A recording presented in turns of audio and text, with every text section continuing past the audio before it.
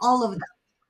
Does insurance roll into this at all? Is there a world of insurance that founders should be thinking about when they're going through these policies and looking at the technology stacks? So more and more insurance companies that are offering cyber insurance coverage do have some minimum requirements. The problem usually is when the agent gets called, the agent sends a spreadsheet, the company receives the spreadsheet, sends it to the technician and says, you better make sure all of those say yes. And they mark everything yes, send it back. They send that questionnaire back up to the agent. The policy is issued. The problem is if things go bad and those questions are reviewed, this just happened. The guy that answered yes said we have MFA. Uh, and in reality, that MFA was available only on a sliver of the environment. The hack actually happened in a different part of the environment, and the cyber insurance policy was completely, the claim was declined. So the cyber insurance claims are becoming a bigger cost drainage to the economy than so, some natural disasters.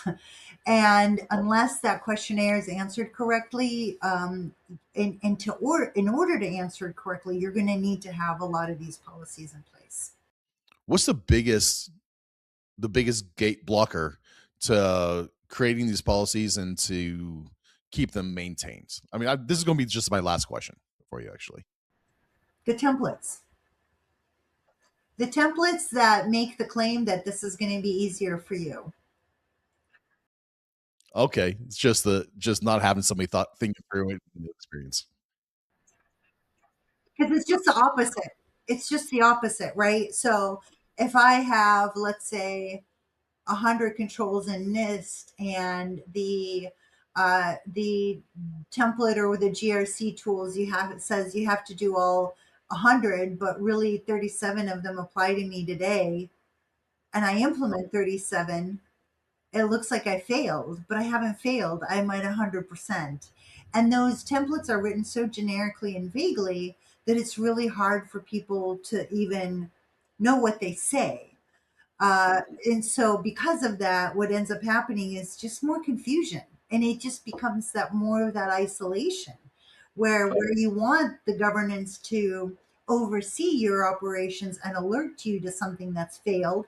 The opposite happens; it becomes this thing that you put on a bookshelf far, far away, just so you don't have to deal with it because it's incredibly daunting and confusing. And I've seen the when the process is done well and it's taking your time and you can get enough stakeholders involved to carry through, it actually helps the business rather than it gets in the way. Absolutely. Absolutely. Everybody benefits. Everybody benefits from it. Absolutely. Yep. So I encourage people to go through these processes as early as possible. Just get the pizza, start having fun, and have open discussion around it. The Okay, I said that's my last question. It isn't. I was going to ask the book reference if this conversation's you know gave any to mind. Can you recommend us a cool book? So I'm going to default to my favorite consumer book. And the book is called Privacy is Power. And it's by Carissa Veliz. She's got an apostrophe Liz. So I'm not sure that I'm saying the last name correctly. But I think lowering digital footprint is incredibly important. And I always implore everyone to please not post pictures and videos of their kids online. The kids are adorable, they're cute, we want the world to see them. You're creating a digital identity for them. First, they haven't opted into. Second, you're exposing them to identity theft. And we had a very unfortunate situation with a close family friend whose daughter went to apply for student loans. And turns out when she was 7 in a different state, she bought all kinds of snowmobiles and trucks and sheds and was now delinquent on all of them. So her identity got stolen.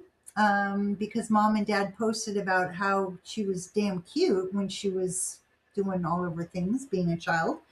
And her identity got stolen, and somebody took her social security number, created a credit profile, took a made a bunch of purchases, went delinquent on all of them, and she didn't get into school. And there, this situation turns even more tragic because she watched all of her friends leave, and I'm not going to go into how much more tragic that was, but it was a very bad situation.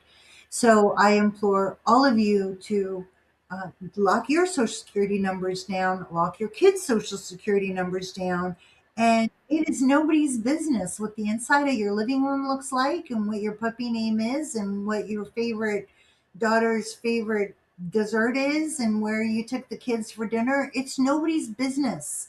You're just like you're intending the good guys to see that, the bad guys are there too. Yep. Yeah, and they're looking.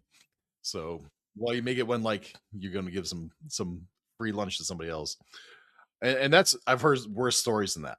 So I've heard like life changing bad things happening. Uh, you know what? That's almost a good going out message. Let me give you the last word. Um, the last word is don't overcomplicate your life. We have a lot of influences coming at us. Dude, just, I mean, we've made things way more complicated than they need to be. And it really is about managing our environments and our, companies and our workflows. And it's not as complicated as it's made out to be at the end of the day, really. You know what?